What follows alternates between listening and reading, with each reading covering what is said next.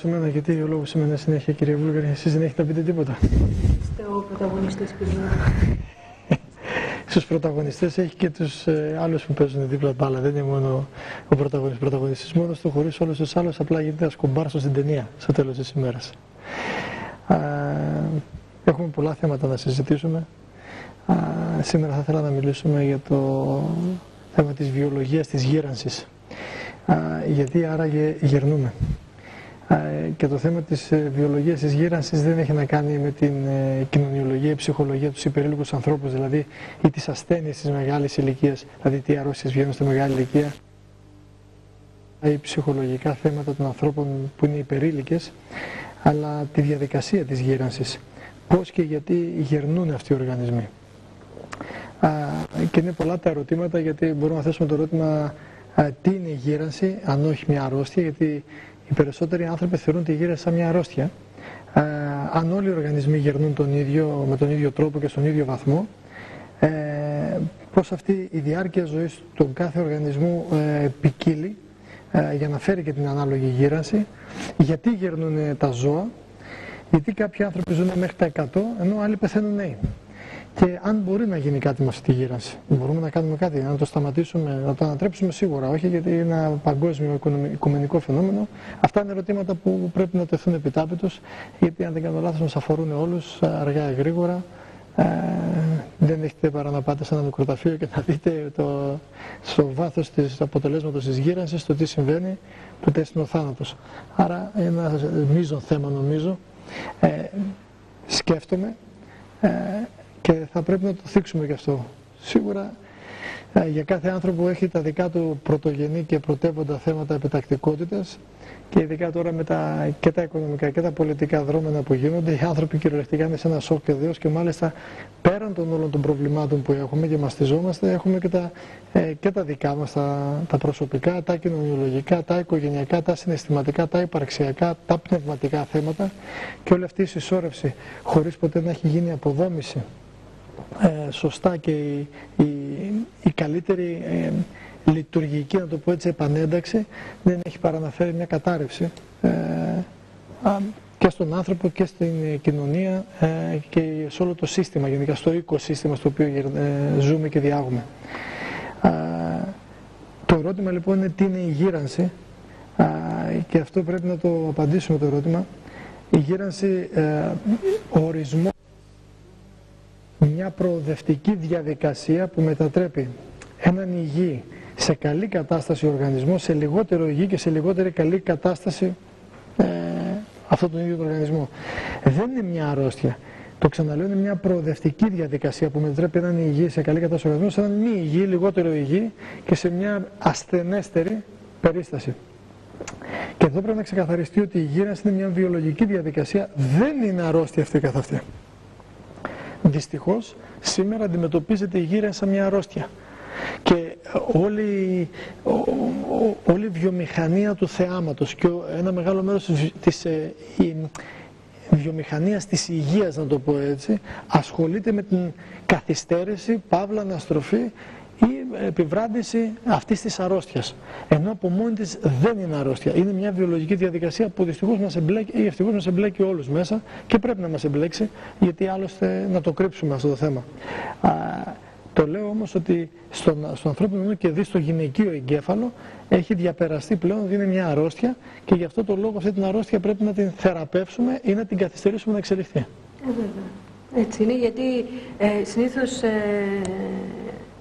ειδικά οι γυναίκες την γύρανση την αντιμετωπίζουμε σε κάτι πάρα πολύ άσχημο, γιατί θεωρούμε ότι πλέον δεν είμαστε αριστές και πολλά άλλα θέματα. Και επειδή και κάποιοι άντρες αρέσκονται από νεότερες γυναίκες. Και αυτό είναι ό,τι χειρότερο φυσικά. Οπότε μπαίνουμε σε μια διαδικασία της σύγκρισης. Της σύγκρισης, ή ακόμη και να θέλουμε κι εμείς να είμαστε αριστές ή οτιδήποτε άλλο. Αυτό είναι όμως μεγάλο στρες, κυρία Βουλγαρή. Να μπει κάποιος σε σύγκριση. Κύριε Μουρούτη, αλλά δυστυχώς η κοινωνία μας κάνει να ζούμε μέσα σε στρες. Η κοινωνία μας κάνει. Εγώ νόμιζα ότι εμείς επιλέγουμε να δεχόμαστε ή να αναρνούμαστε αυτά που η κοινωνία μας κάνει. Κάνετε λάθος. Οι σκέψεις μας, κύριε Μουρούτη, εσείς ο ίδιος έχετε πει ότι μας τις καθοδηγούν άλλοι. Ότι οι σκέψεις μας Και τα θέλω όμως δεν έχουν σχέση με εμάς, το τι θέλουμε πραγματικά να κάνουμε. Αχα. Ποιος το είπε αυτό? Εσείς. Εγώ το είχα πει αυτό. Αλήθεια λέτε? Τρέχιασα τώρα, δεν μπορώ να πιστέψω. Εγώ δεν έχω πει αυτό, μάλλον έτσι το κατανοήσατε. Πολύ πιθανόν το κατανόησα λάθος. Ναι. Όπως και να έχει, συνεχίζω, μου αρέσει αυτή η δολοπλοκία που υπάρχει. Η γύρανση... Μιλάτε για τη γύρανση. Δόκτωρ Σπένσερ είχε γράψει στο βιβλίο «Γονίδια, γύρανση και αθανασία», την περιγραφή της γύρανσης. Είναι μια διαδικασία γενικευμένης, μη αναστρέψιμης και προοδευτικής φυσικής φθοράς που σημαίνει στη διάρκεια του χρόνου. Παραλαμβάνω, η γύρανση είναι μια διαδικασία γενικευμένης, μη αναστρέψιμης, προοδευτικής φυσικής φθοράς που συμβαίνει στο διάρκεια και στο διάβα του χρόνου. Γιατί μελετώντας τα ζώα μέσα από την ζωολογία στη βιολογία έχουμε φτάσει να ανακαλύψουμε τους μηχανισμούς αυτούς που θα μας επιτρέψουν να κατανοήσουμε και την ανθρώπινη γύρανση, γιατί και εμείς είμαστε πρωτεύοντα θηλαστικά. Ποια είναι η σημασία της γύρανσης λοιπόν στον οργανισμό, γιατί γερνούμε? Πρώτα απ' όλα, το πρώτο που έρχεται με τη γύρανση είναι η μειωμένη λειτουργία των ιστών και της φυσιολογίας του σώματος. Αυτό είναι το πρώτο φυσιολογικό φαινόμενο. Είναι αυξημένη ευαισθησία στην αρρώστια. Ένας λόγος που όταν γερνάμε αρρωσταίνουμε είναι ακριβώς αυτός, και είναι μειωμένη με τη γύρανση. Οι άνθρωποι όσο γερνούν έχουν μειωμένη αντίσταση στρες, στο φυσικό και ψυχολογικό στρες. Η μειωμένη αντίσταση λοιπόν, η αυξημένη ευαισθησία στις νόσους και η μειωμένη λειτουργία των ιστών και της φυσιολογίας του οργανισμού κατά τη διάρκεια της γύρανσης επιφέρει και αυτή τη φθορά, η οποία φθορά επιφέρει όλα τα άλλα. Σε αυτό το σημείο ο άνθρωπος οφείλει να προσέξει το πώς και το τι κάνει, έτσι ώστε είτε στη φυσιολογία των ιστών του, είτε στην ευαισθησία της νόσου, είτε στο στρες, να ξέρει να θωρακιστεί καλύτερα. Βλέπετε, αναφέρατε προηγουμένως που είπατε ότι μια κάτι που μπαίνουν σε σύγκληση, γιατί υπάρχουν κάποιοι άντρες που κοιτούν νεότερες γυναίκες και οτιδήποτε αυτό. Δεν υπάρχει να κοιτάξει νεότερη γυναίκα, μπορεί να κοιτάξει και μεγαλύτερη γυναίκα.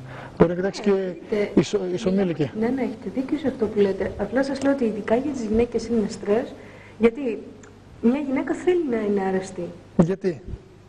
Είτε για τον σύντροφό της, είτε για τον εαυτό της, είτε για άλλους λόγους. Για παράδειγμα, να σας φέρω ένα παράδειγμα. Έτσι όπως το κατανοούν οι γυναίκες και μέσα από τις γυναικείες κουβέντες πάντα, έτσι. Ωραία, μετά θα σας πω για τις αντρικές κουβέντες. Και επειδή μέσα στο πάνελ εκεί πέρα είναι μόνο άντρες, η τεχνική μας, θα πιστεύω να έχω υποστήριξη από τον αντρικό τεχνικό πληθυσμό. Παρακαλώ, σας ακούω. Για παράδειγμα, αν δούμε μια γυναίκα γερασμένη, άσπρα μαλλιά, λίγο άβαφη ή οτιδήποτε, και τη δούμε να περπατάει ή να έχει πάρει και λίγα κιλάκια, ίσως λέω εγώ, λόγω του ότι πέρασαν τα χρόνια της, γιατί λίγο μπορεί να άφησε όταν άνθρωποι είμαστε. Λοιπόν, κατευθείαν μπαίνουμε σε μια διαδικασία να πούμε πω, κοίτα πώς είναι και γιατί έγινε έτσι, το ένα ή το άλλο. Ένας άντρας ο οποίος μπορεί να γεράσει όμως να έχει γκρίζους κροτάφους ή οτιδήποτε, γίνεται πιο αρενοπός, πιο αρεστός από τις γυναίκες και τα υπόλοιπα. Και εμένα γκρίζει η κροταφή μου. Εντάξει, και εσείς είστε αρεστός από το άλλο φίλο, κύριε Μουρούτη, και το ξέρετε καλά αυτό νομίζω. Από εκεί και μετά, λογικά, η γυναίκα μπαίνει σε μια διαδικασία να μην θέλει να γεράσει. Γιατί το γύρα σημαίνει ότι δεν μπορεί να γίνει πλέον μάνα, το γύρα σημαίνει ότι δεν είναι πλέον το κοριτσάκι που μπορεί να έλαμπε ή οτιδήποτε άλλο. Και γι' αυτό το λόγο. Άρα θέλει να μείνει στη βρεφική παύλα παιδική ηλικία, δεν θέλει να προχωρήσει στη σοφία. Εντάξει, αυτό. Γιατί για τον άντρα, ναι, τη γυναίκα έχει διαφοροποιηθεί αυτό το κομμάτι? Αυτά είναι τα κοινωνικά πρότυπα, γι' αυτό σας είπα. Ναι, ποιος θα διαμορφώνει τα κοινωνικά πρότυπα? Δεν διαμορφώνει. Μπράβο, όλοι εμείς είμαστε, εσείς και εγώ. Άρα, αυτή τη δεδομένη στιγμή, εσείς διαμορφώνετε το πρώτο που θέλω να κάνετε. Και όχι αυτό που δέχεστε. Έχει μεγάλη σημασία αν αυτό το αποδεχτείτε ή το απορρίψετε. Άσχετα τι είναι το πρότυπο και τι είναι το status quo. Ωραία, το αν και σήμερα και στους άντρες υπάρχει και τα μαλλιά τους τα βάφουν και τα φυτεύουν και πλαστικές κάνουν και μιμούνται και αποτυπώνουν κάτι που υπάρχει στο γυναικείο υποτίθεται κοινωνιολογικό πρότυπο. Αυτό δεν πάει να πει ότι πρέπει να το ακολουθήσει κάποιος. Μπορεί να πει όχι, αλλά μπορεί να πει και ναι. Το ερώτημα είναι γιατί. Ενώ προσπαθούμε να αποσαφηνίσουμε τη γύρανση και βλέπουμε τις προεκτάσεις που παίρνει τώρα το θέμα, γιατί εφόσον είναι ένα βιολογικό φαινόμενο, εμείς το καθιστούμε ότι είναι μια αρρώστια. Γι' αυτό το λόγο το ξεκαθάρισα από την αρχή, επειδή ακριβώς το μυαλό των γυναικών, παύλα θηλυκών, όχι γυναικών, θηλυκά είναι αυτά, θεωρείται μια αρρώστια και όχι μόνο στις γυναίκες και στους άντρες θεωρείται αυτό. Οι άντρες απλώς προσπαθούν με άλλο τρόπο να το λύσουν το θέμα. μιμούνται μεν πλέον τις γυναίκες έτσι από τα μπότοξ και λιποαναρροφήσεις, πλαστικές, επεμβατικές και ό,τι άλλο, προσπαθούν να το κάνουν με το να πηγαίνουν μεγαλύτεροι άντρες με πολύ νεαρότερες από την ηλικία τους γυναίκες, γιατί έτσι θέλουν να κλέψουν, να στυλιτεύσουν ή να βιώσουν την αρενοπότητα, την νεότητα την οποία βιάστηκε σε αυτούς και την έχουν χάσει και δεν την διηγηθήκανε ποτέ, και για άλλα κενά υπαρξιακά, συναισθηματικά, διαπροσωπικά μπορεί να βιώνουν. Όπως και να έχει όμως, αυτό είναι το πιο δύσκολο κομμάτι, γι' αυτό το έθιξε ευθύς εξ αρχής, ότι είναι μια διαδικασία, μια προοδευτική, μη αναστρέψιμη διαδικασία, η οποία μέσα στη διάρκεια του χρόνου επιφέρει τη φυσική και ψυχοβιολογική φθορά. Και στη δημογραφία της διάρκειας ζωής του ανθρώπου έχουμε από το 1901 μέχρι το 1998, περίπου στα 97 χρόνια, μια μετακίνηση περίπου στα 20 χρόνια παραπάνω στο προσδόκιμο ζωής, και στα διάφορα είδη που μπορούμε να δούμε από τους, ας πούμε, οι ελέφαντες ζουν στα 80 χρόνια περίπου, οι φάλαινες στα 96, το άλογο 60 χρόνια, οι άνθρωποι φτάνουν μέχρι τα 100-120, οι χελώνες φτάνουν στα 150, και από εκεί πέρα έχουμε ζώα τα οποία κατεβαίνουν πάρα πολύ στο προσδόκιμο ζωής, ειδικά τα πτηνά που ζουν ούτε 10-15 χρόνια, αρκετά από αυτά θέλω να πω. Διαφοροποιείται λοιπόν πολύ και έχουμε το φαινότυπο και το γονότυπο της γύρασης. Επίσης, παράγοντες που μπορεί να επηρεάσουν αυτό θέλω να τους δούμε λίγο, γιατί ενώ ερχόμαστε με ένα γονότυπο γύρανσης, δηλαδή έχουμε ένα γενετικό προγραμματισμό, διτερμινισμό το πόσο θα ζήσουμε. Ο Δ. Χάιφλικ είχε μελετήσει τις μυτωτικές διαδικασίες για τα ανθρώπινα κύτταρα, ότι δηλαδή τα ανθρώπινα κύτταρα περίπου πραγματώνουν 50 με 70 μυτώσεις, κυτταρικές διαιρέσεις. Αυτό σημαίνει περίπου 100 με 120 χρόνια προσδόκιμο ζωής. Και το ερώτημα τέθηκε στην αρχή, γιατί οι άλλοι άνθρωποι φτάνουν τα 100 και άλλοι πεθαίνουν νέοι? Γιατί στο γονότυπο που έχουμε επιδρά το φαινότυπο, το γονότυπο έχει κάνει με τη γενετική επιστήμη, ενώ στο φαινότυπο έχει κάνει με την επιγενετική, δηλαδή το πώς το περιβάλλον και οι συνιστώσεις μπορούν να επιβραδύνουν, προσέξτε, ή να επιταχύνουν τη διαδικασία της γύρανσης με ό,τι αυτό συνεπάγεται. Συνεπάγεται στην αντίσταση στο στρες, το ψυχικό, το φυσικό, στην ευαισθησία στις νόσους κλπ. Η επιτάχυνση, η επιβράδυνση στη διαδικασία της γύρανσης καθορίζεται πολύ από τις δικές μας, όχι καθημερινές, όχι ωραίες, αλλά από στιγμή σε στιγμή επιλογές που κάνουμε.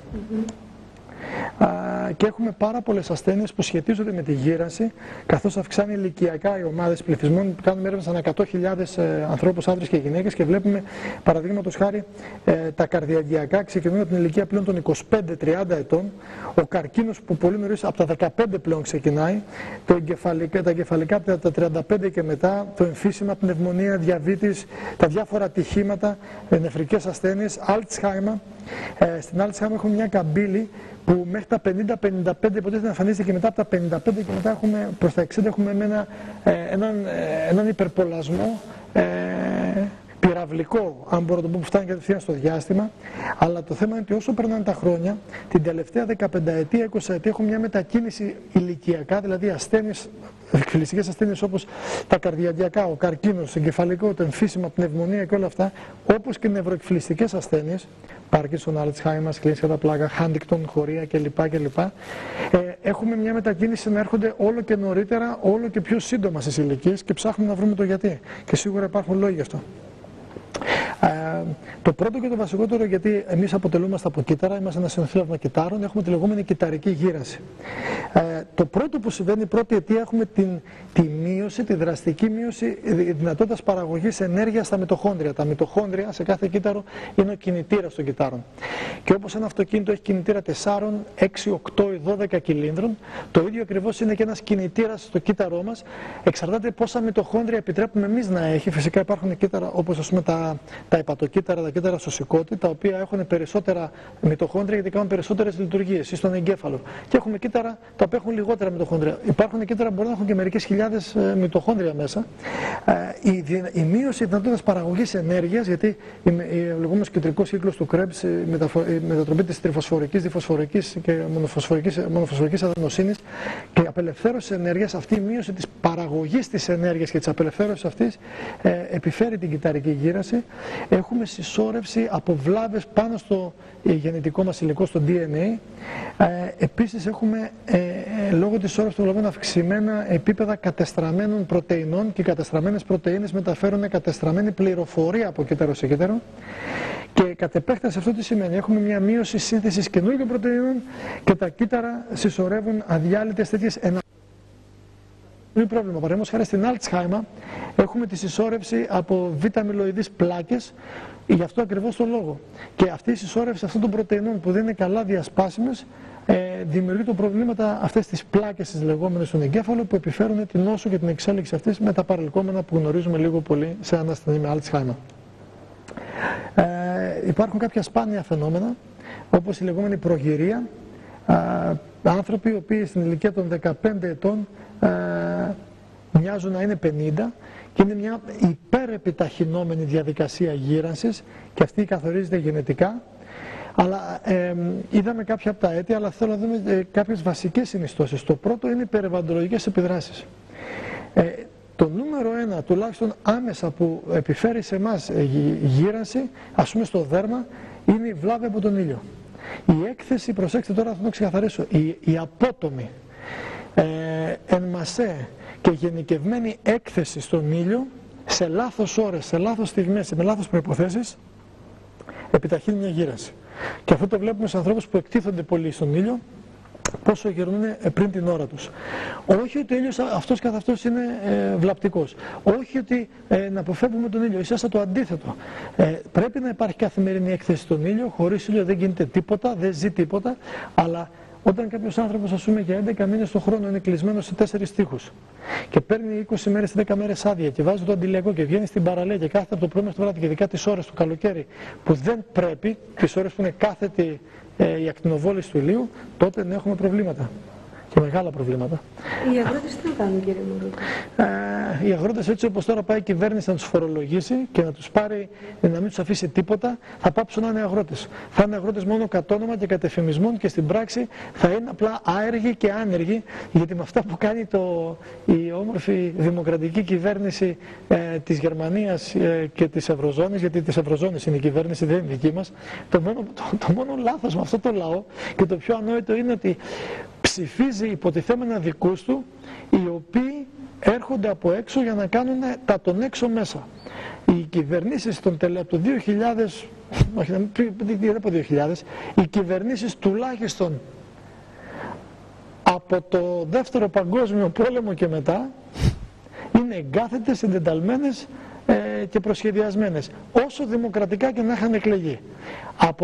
Από τη συνθήκη της Βάρκιζας και μετά, ό,τι έχει βγει εδώ πέρα, έχει βγει και πριν την Χούντα και κατά τη διάρκεια της Χούντας, και τη μεταπολίτευση τη λεγόμενη ήταν ένα πολύ καλά θεατρικά οργανωμένα στημένο παραμύθι που παίχτηκε πολύ όμορφα στην πλάτη του λαού, που ένα μέρος του λαού το γνώριζε, μεν αντιστάθηκε, αλλά η αντίσταση ήταν ότι δεν έφερε τίποτα, συμβιβάστηκαν πολύ, η γενιά του Πολυτεχνείου Αναμέρωσης έχει γίνει αυτή η σημερινή εδώ. Και από το Δεύτερο Παγκόσμιο Πόλεμο και μετά, την απελευθέρωση της Ελλάδας από τη γερμανική κατοχή, οι κυβερνήσεις που στήθηκαν ήταν στημένες από έξω για να κάνουν κουμάντο στο προτεκτοράτο που θέλαν να κάνουν εδώ. Τώρα σχεδόν, θα το πω, το έχουν καταφέρει αυτό το πράγμα, να έχει γίνει μια απικία, ένα προτεκτοράτο που άγεται και φέρεται χωρίς συλλογική ευθύνη, χωρίς κοινωνική αλληλεγγύη και πάνω απ' όλα χωρίς ήθος και χωρίς πάθος για να αγωνιστεί. Και σε τέτοιες στιγμές, κυρία Βούλγαρη, οφείλουμε να αφήσουμε στην άκρη τα προσωπικά μικροπρεπή δικά μας χαμερπά αντικείμενα σκέψης και προσοχής και να κοιτάξουμε τη μεγαλύτερη εικόνα. Ακόμα και όταν υπάρχουν οι μέγιστες και οι πλήστες αδυναμίες και ανικανότητες, οφείλουν να προχωρήσουν μπροστά. Δύο πράγματα θα κάνει κάποιος που έχει σπασμένο το πόδι. Ή θα συνεχίσει να προχωράει, εφόσον πρέπει να προχωρήσει βάζοντας το γύψο ή βάζοντας τον άρθικα, ή θα μείνει κάτω και θα κλαίει συνέχεια επειδή το πόδι του είναι σπασμένο. Αυτός που θα μείνει κάτω έχει τελειώσει ήδη. Σωστά. Αλλά όπως είπατε, πρέπει να υπάρξει ο γύψος ή ο άρθικας. Να κάνουμε ένα μικρό διάλειμμα και να επιστρέψουμε σε λίγο.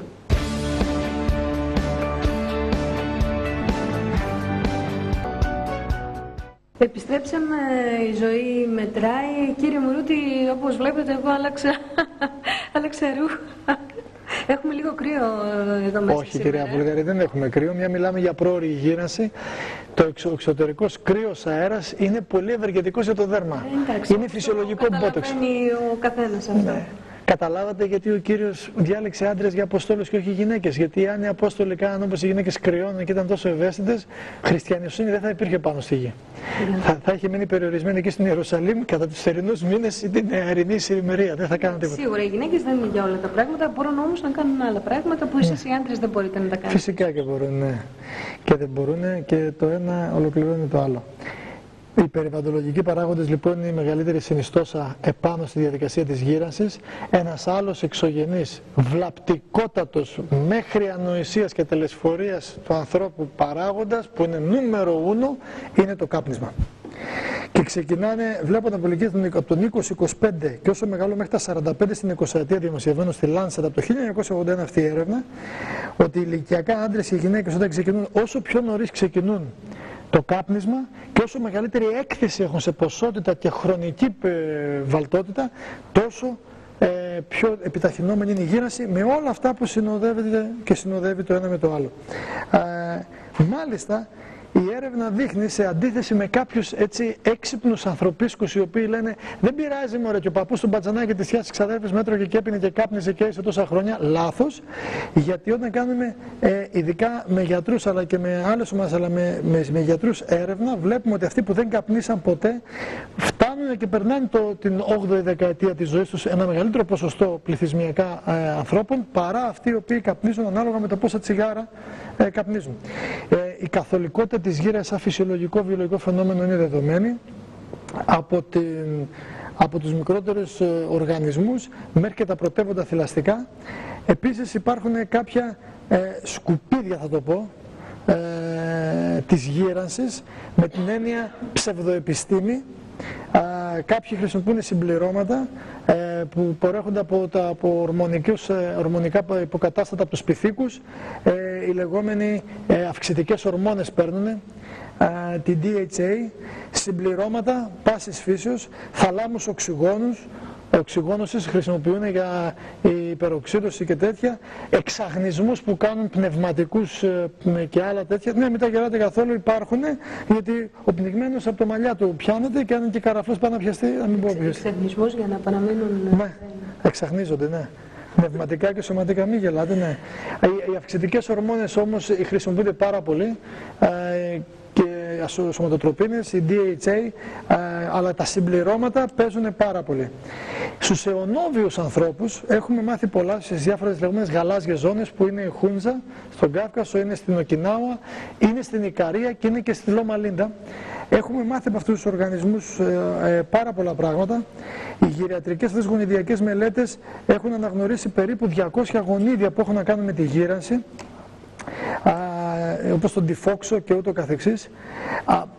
Και από αυτές τις ομάδες έχουμε κάνει το εξής συμπέρασμα. Προσέξτε τώρα. Αυτές οι 4 που δείχνουν γαλάζιες ζώνες έχουν κοινά χαρακτηριστικά. Η τάση ροπή κλίση προς τη φυτοφαγία. Η απουσία από βλαπτικούς παράγοντες. Κάπνισμα, το αλκοόλ και ούτω καθεξής. Η κίνηση είναι σε όλους, η εξάσκηση. Χρήση μέσα και έξω νερού. Καθαρό οξυγόνο και κοινωνικό περιβάλλον δέσμευσης και ενότητας. Αυτό είναι ισχυρή κοινωνική δεσμή, όπως ονομάζουμε. Αλλά η ειδοποιώς διαφορά, τώρα προσέξτε, ανάμεσα σε αυτές τις 3 ομάδες, με την 4η δηλαδή, η πληθυσμιακή ομάδα στη Λόμα Λίντα στην Καλιφόρνια σε σχέση με τις άλλες 3 πληθυσμιακές ομάδες, Ικαρία, Κάυκασο και Οκινάου, είναι η εξής. Στις άλλες 3 ομάδες οι άνθρωποι ζουν στο ίδιο μέρος. Προσέξτε. Και είναι οι ίδιοι κάτοικοι. Είναι ηθαγενείς. Αυτόλογοι. Τι πάει να πει αυτό. Είναι Κατερινιώτες στην Κατερίνη, που έχουν γεννηθεί και έχουν μεγαλώσει στην Κατερίνη. Είναι οι Καριώτες από την Ικαρία. Είναι οι Ιαπώνες από την Ιαπωνία. Είναι Καυκάσοι από τον Κάυκασο. Έχουν με τους εξωτερικούς παράγοντες, καλούς ή κακούς, δηλαδή τους καλούς παράγοντες, το νερό, τη φυτοφαγική διατροφή, τους ισχυρούς κοινωνικούς δεσμούς, αποχή από κάπνισμα και. Αλλά όλοι έχουν το ίδιο γονιδιακό προφίλ. Στη Λόμα Λίντα, και τώρα είναι το wow αυτό, ειδοποιώς η μεγαλύτερη διαφορά είναι η εξής. Οι κάτοικοι που είναι εκεί δεν είναι αυτόχθονες. Είναι κάτοικοι από όλα τα μέρη του κόσμου. Νέγροι, Λευκοί, Καυκάσοι, Κινέζοι και κάθε καρυδιά σκαρίδι, αλλά όλοι έχουν το ίδιο προσδόκιμο ζωής. Αυτό είναι η μεγάλη διαφορά, γιατί δείχνει ότι ο τρόπος και η στάση ζωής καθημερινή μπορεί να επηρεάσει αυτά τα περίπου 200 γονίδια που έχουμε βρει για τη γύρανση, έτσι ώστε τα καλά γονίδια της γύρανσης, αυτά τα γονίδια δηλαδή που επιβραδύνουν τη γύρανση, να ενεργοποιηθούν, και τα κακά γονίδια, αυτά που επιταχύνουν τη γύρανση, να φρεναριστούν. Ο τρόπος και η στάση ζωής μας, κυρία Βούλγαρη, αυτό που θα κάνει και θα καταδείξει δεν είναι τίποτα λιγότερο ή περισσότερο από ένα γκάζι ή ένα φρένο στη διαδικασία της γύρανσης. Σίγουρα έχει μεγάλη σημασία να ζήσεις 50 ή να ζήσεις 100. Και να ζήσεις, γιατί κάνετε έτσι, δεν σας ενδιαφέρει εσάς να ζήσετε παραπάνω? Όχι, δεν σας κάνει ούτε κρύο ούτε δεν σας κάνει. Τώρα σας κάνει κρύο όμως, αυτό φοράσατε το ωραίο το ταγεράκι. Όχι, να σας νοιάζει. Γιατί πρέπει να ζήσετε παραπάνω και περισσότερο για να μπορέσετε να απολαύσετε τη χαρά και την ομορφιά της ζωής. Και αυτό είναι δώρο που οφείλετε να το εξαργυρώσετε κάθε μέρα εσείς προσωπικά με το Θεό, με κανέναν άλλον. Οι θεωρίες λοιπόν που έχουμε μέχρι τώρα αναπτύξει στην βιολογία είναι τα τελομερή. Τα τελομερή είναι τα καπάκια τα οποία κλείνουν σε κάθε χρωμόσωμα και σε κάθε διαίρεση κυταρική που γίνεται, αφαιρείται, έτσι κάνουμε μια ανάστροφη μέτρηση στις μυτώσεις αυτές. Οι ελεύθερες ρίζες οξυγόνου, μόρια με ελεύθερα ηλεκτρόνια, τα οποία έχουν και καταστρέφει το DNA, η θεωρία της ισορρευμένης βλάβης πάνω στα μυτοχόνδρια, η θεωρία της εξελικτικής γύρανσης, δαρβινιστική, αλλά ακόμα και σήμερα η γύρανση είναι ελάχιστα κατανοητή και αγωνιζόμαστε για να τη βρούμε. Και τι μπορούμε να κάνουμε? Σχετικά πολύ λίγα ή πάρα πολλά. Έναν πολύ υγιεινό και σωστό τρόπο ζωής, μακριά από τη ζωική πρωτεΐνη. Με την ευκαιρία θέλω να πω στο κοινό, και να το πω τώρα και πριν τελειώσουμε, ότι αυτό το Σαββατοκυριακό, Παρασκευή, Σαββατοκυριακή, θα είμαστε στον Εύωσμο. Έχουμε ανοιχτό σεμινάριο στο ΕΠΑΛ του Ευόσμου στις 6 ώρα κάθε μέρα, Παρασκευή και Σαββάτο. Την Κυριακή είναι στις 11 η ώρα το πρωί. Είναι δωρεάν η είσοδος, μπορείτε να έρθετε, να παρακολουθήσετε. Θα μιλήσουμε για ότι το DNA δεν είναι το πεπρωμένο σας την πρώτη μέρα, ότι υπάρχει γενετική τιμωρία ή επιγενετική σωτηρία. Το Σαββάτο θα μιλήσουμε για τη μετάνοια του καρκίνου και την Κυριακή θα μιλήσουμε το πρωί πηγαίνοντας κόντρα σε όλα τα εμπόδια, χαρά και ευτυχία στη ζωή, εις πείσμα των εποχών. Το τηλέφωνο μπορείτε να επικοινωνείτε, μπορείτε στην ιστοσελίδα του Ινστιτούτου, το drmouroutis.com, ή στο 698 93 83 423 να πάρετε πληροφορίες. 698 93 83 423, Παρασκευή, Σαββάτο και Κυριακή στο ΕΠΑΛ του Ευόσμου. Δωρεάν είναι, μπορεί να έρθουν όχι μόνο αυτοί που μπορούν να βλέπουν από τη Θεσσαλονίκη, αλλά και από την Κεντρική Μακεδονία, γιατί η υγεία δεν είναι το πάνω, αλλά αν χάσει κάποιος την υγεία του, χάνει τα πάντα. Ένας υγιεινός τρόπος ζωής λοιπόν, το οποίο σημαίνει αποφυγή από ζωικά προϊόντα, κρέας και γαλακτοκομικά, αλκοόλ, καφέ, ζάχαρη και τσιγάρο, αποφυγή της πρόωρης γύρανσης, η έκρηση στο ηλιακό φως σε λάθος ώρες και σε λάθος βαθμό και χρόνο, αποφυγή τοξινών οι οποίες έρχονται μέσα και έξω, πρόληψη των νόσων της γύρανσης. Ας πούμε, ο διαβήτης είναι μια επιταχυνόμενη γύρανση, γερνούν τα κύτταρα λόγω της γλυκοζηλίωσης που γίνεται πολύ πιο άμεσα από ό,τι σε ένα φυσιολογικό οργανισμό. Και επίσης υπάρχει κάτι που τώρα ερευνάται, κυρία Βούλγαρη, λέγεται calorie restriction ή θερμιδική μείωση. Κάνουμε πειράματα σε ποντίκια και βλέπουμε ότι όταν τα ποντίκια, ας πούμε, λέμε ένα ποντίκι, υποθετικό είναι αυτό, πρέπει να πάρει 100 θερμίδες την ημέρα και του δίνουμε 80 θερμίδες, 20% λιγότερο, το ποντίκι ζει 20% περισσότερο. Όταν του κόβουμε 40% τις θερμίδες, δηλαδή από τις 100 θερμίδες του δίνουμε τις 60, το ποντίκι ζει 40% παραπάνω του προσδόκιμου ζωής του. Και όταν το ποντίκι του κόβουμε το 80% από τις θερμίδες, δηλαδή από τις 100 θερμίδες του δίνουμε τις 20, το ποντίκι πεθαίνει. Το οποίο σημαίνει τρως λιγότερο, ζεις περισσότερο. Τρως πολύ λιγότερο, πεθαίνεις απλά. Θέλει λίγο προσοχή, γιατί ενδιάζεται. Δηλαδή, εγώ τρώω λιγότερο τώρα, θα ζήσω περισσότερο. Ναι, εξαρτάται όμως γιατί τρώτε και τι τρώτε. Το γιατί και το τι τρώτε. Αν τρώτε τυράκι και κασεράκι, δεν κάνει και τίποτα. Δεν τρώω ούτε τυράκι ούτε κασεράκι. Δεν είστε ποντικάκι, γι' αυτό δεν τρώτε τυράκι. Τι άλλο μπορούμε να κάνουμε? Υπάρχει τώρα η λεγόμενη μια βιολογική επέκταση διάρκειας ζωής, λέγεται κρυογονική, το οποίο σημαίνει κάνουμε upload εγκεφάλους, είναι κάτι που είναι ακόμα σε πειραματικό στάδιο. Έχουμε βιολογικές επεμβάσεις, αντικατάσταση εξαντλημένων κυταρικών πληθυσμών, αναδημιουργία, αναγωγή με στελεχοκύτταρα, αρχαίγωνα εμβριονικά ή μη στελεχοκύτταρα, τη γενετική διαφοροποίηση, επαναδραστοποίηση της τελομεράσης, το ένζυμο το οποίο ενεργοποιεί τα τελομερή να ξαναφτιαχτούν. και όταν τελομεροί ξαναφτιάχνονται έχεις κυταρική αθανασία, τουλάχιστον είσαι αθάνατος, δεν πεθαίνεις. Αλλά το πρόβλημα που έχουμε αυτό είναι όταν δημιουργούμε την επαναδραστηριοποίηση, τελομεράζεις, τα κύτταρα γίνονται καρκινικά, δηλαδή ζούμε με ένα άλλο την πληρώνουμε, ήταν καρκίνο, τι είχες Γιάννη, τι είχα πάντα. Και υπάρχουν διάφορα φάρμακα που είναι υπάρχουν στο εμπόριο και αρκετά πειραματικά που επηρεάζουν τη διαδικασία της γύρανσης και αυτό έχει να κάνει πάρα πολύ με το πώς αντιδράει κάθε οργανισμός στα δεδομένα αυτά.